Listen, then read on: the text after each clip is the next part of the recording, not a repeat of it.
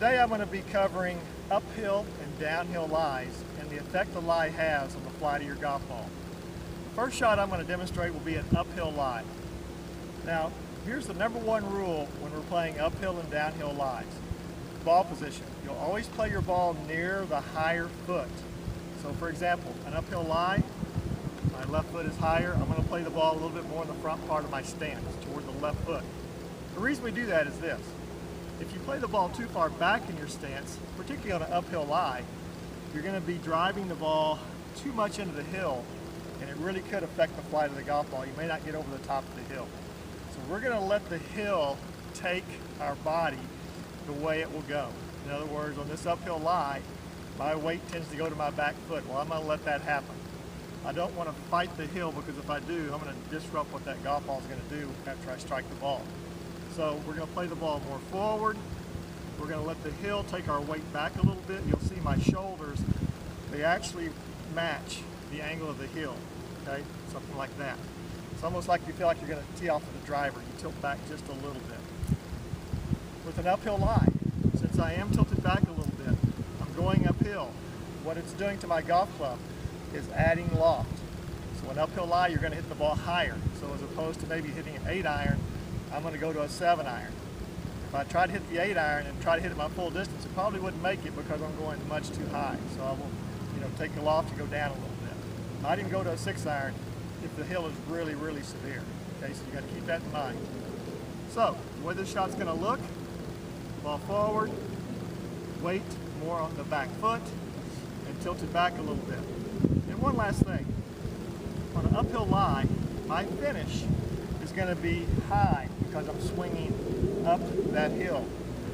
Depending on the severity of the hill, you may not get off your back foot as much as you normally would either, and that can affect the flight of the ball. So you have to factor all these things in there when you're hitting these abnormal lies. Let's go ahead and hit this and see what happens. So ball forward, weight back. Probably 70% of the weight would be on my back leg right here.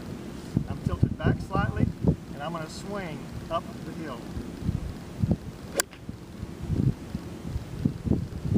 Now I can promise you that ball went very, very high and not quite as far as I'd normally hit a 9-iron. Now we're going to turn around. We're going to hit a downhill lie. Now we're going to hit our downhill lie. So remember rule number one on our uphill and downhill lies. We play the ball closer to our higher foot. When I have a downhill lie, my back foot is now higher than my front foot. So I'm going to put the ball more toward that foot. The more severe the hill, the more it's going to go toward the back of my stance. Now the reason we do that on a downhill lie is this: if I played the ball too far forward, I would tend to bottom out much too early and either hit behind the ball or go right over the top of it and hit the ball really low. So that's one reason we want to put the ball back in our stance. We want to encourage that club to hit the ball first and then hit the ground second. Now with the downhill lie, I'm going to let my weight go with the hill. The hill is making my body go more left, more forward. So I'm going to put more weight on that front leg. So that combination with my weight forward and the ball back, I'm going to be swinging more down on the ball.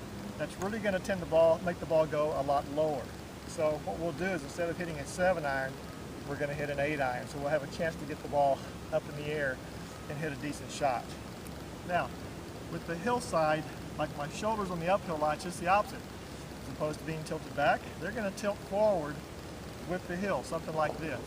So when I swing, I want to feel like I'm swinging up the hill and down the hill.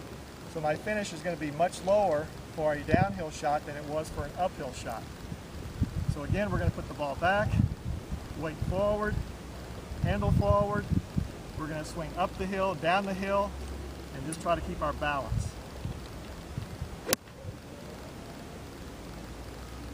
You can see how that finish was much more extended and a lot lower than it was for the uphill lie. I hope these ideas will help you with these uneven lies, and if I help you with this or any other part of your game, please let me know.